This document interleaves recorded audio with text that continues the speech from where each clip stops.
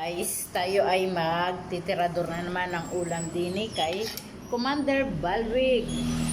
Akala niya sa Mindoro lang ang tirador ng ulam.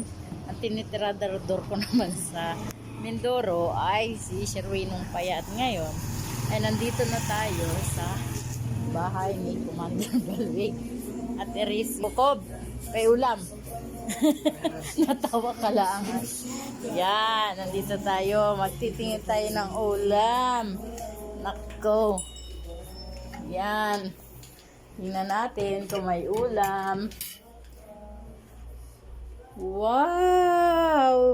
Wow! Daming ulam ni Commander Balwig. Sarap pa, dalagang bukid. Ay sana all nakadalagang bukid pang mayaman. At may, ano pa eri? Karni? What the karni? Karning manok, baboy. Karning manok, wow, ang dami. Tsamba.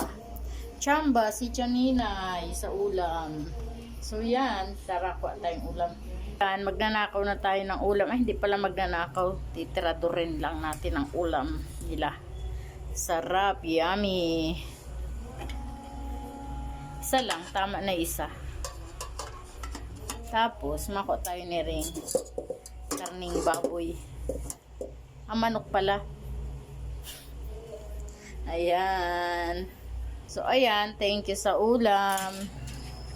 Yan. Ito na yung nako akong ulam.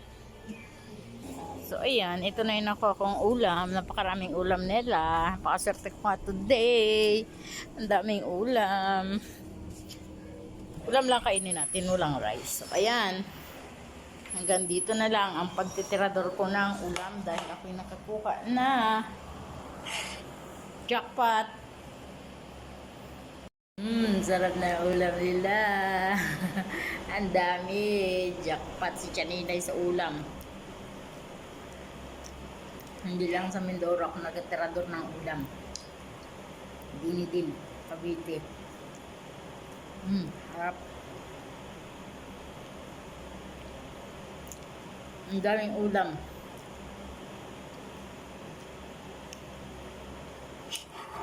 Tara, kain tayo mga kasama.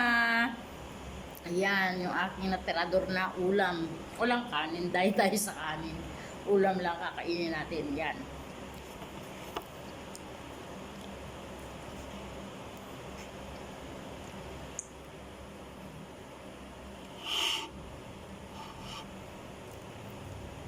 Wala lang kasi Madam Aisa.